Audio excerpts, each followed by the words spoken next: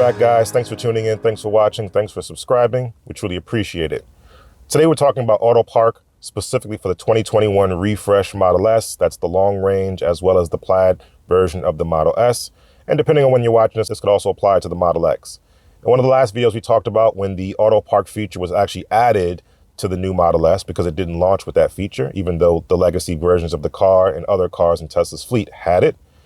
This new one that's come to the Model S is now using vision only. The old version or the legacy version used to use sensors to be able to detect when two cars were a certain distance apart, either parallel and perpendicular parking, and be able to park the car autonomously in the actual space. Okay, so this new version uses vision only. And in the demo that we did, we couldn't quite get it to work. We didn't know what was going on. We sort of didn't realize that there was something different about the way that it recognizes parking spaces and the way that Tesla is showing it. And what we also realized is that it wasn't really the functionality of the Autopark because it was working just fine, but it's actually the UI, the user interface, the way in which Tesla implemented the ability to use Autopark. That's really the problem. So I want to talk about it today. I want to give a proper demonstration, and I want to give some suggestions about how Tesla can improve this experience for users, and maybe they'll take that into consideration. So right now I'm in a parking lot.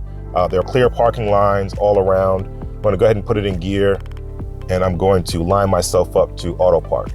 Now, one of the things we did in the last video that was a little bit different was that we were expecting it to recognize and show on the screen where the parking lines are. So if you see here, there are lines here. And what winds up happening is, as I pass these lines, it's actually scanning. And as the car zooms up, that's the indicator right now that a parking spot is available. So I'll go ahead and speed up a little more. Again, under 15 miles an hour, I'll slow down right now. Now it recognizes the parking spot and it also jumps. And then you have the option to hold here to activate Autopark. Identifies the spot and now begins to maneuver into that spot. And oh, by the way, I found out how to go full screen with the backup camera. Actually pretty cool. I don't know if it came with that last update or not, but you have the ability to show or hide the side cameras and the rear camera. Pausing, wait for a car, and we'll resume. One of the things to note is that it moves very slowly, which is not good in situations like this when cars are coming or when other cars are coming in a standard type of parking lot. But it recognizes the spot, outlines it, and then again goes really good. Okay, so now I'm passing some more cars here, some more spots. Again, just hard to tell. Okay, as I slow down, nothing. Put it in park.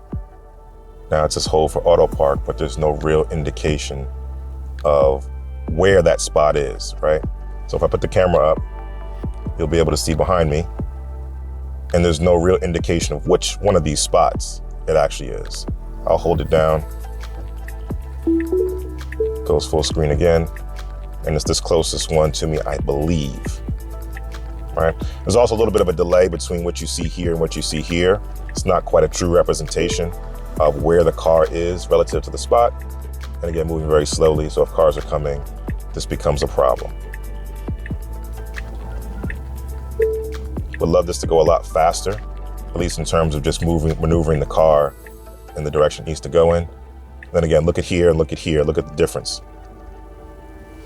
Not quite a true representation, where it looks like we're further in the spot than we actually are, represented on the touch screen, on the instrument panel.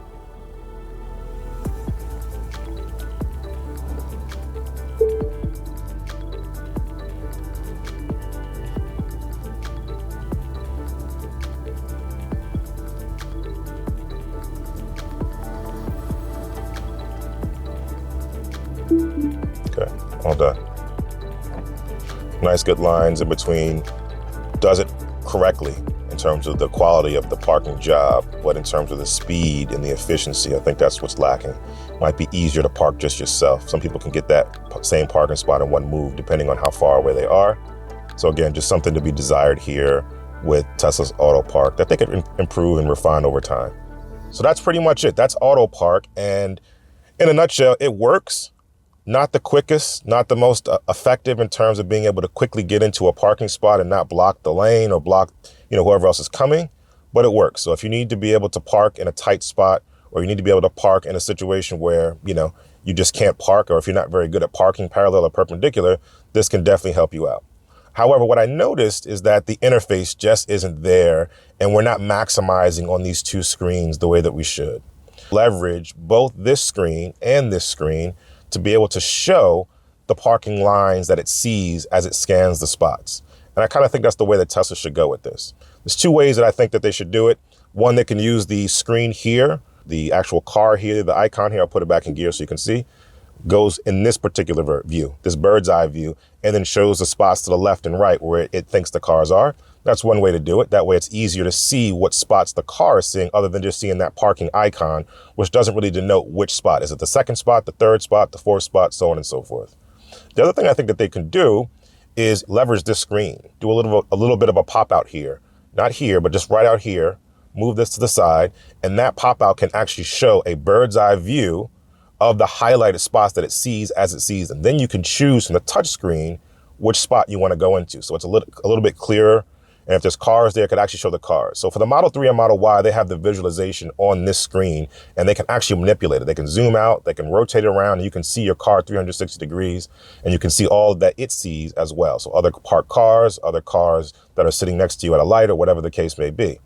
I think they can use that same technology to be able to represent auto parking.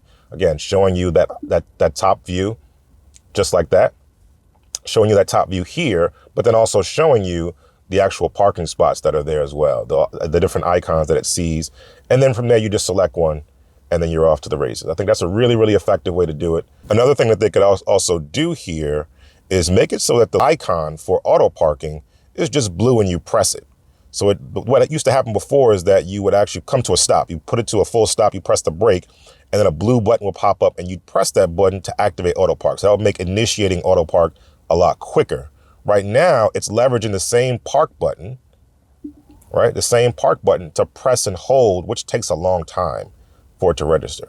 So why not just turn this blue when it says Autopark and allow you to press it, and it immediately goes to Autopark, as opposed to having to hold it, which takes more time. Another good suggestion. So I think the experience should be scan the parking spot by riding slow below 15 miles an hour.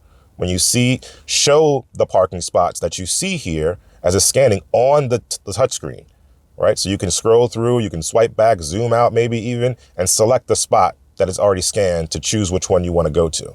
Maybe it's the third one down or the second one down, whatever the case may be, and then press the button to actually auto park it.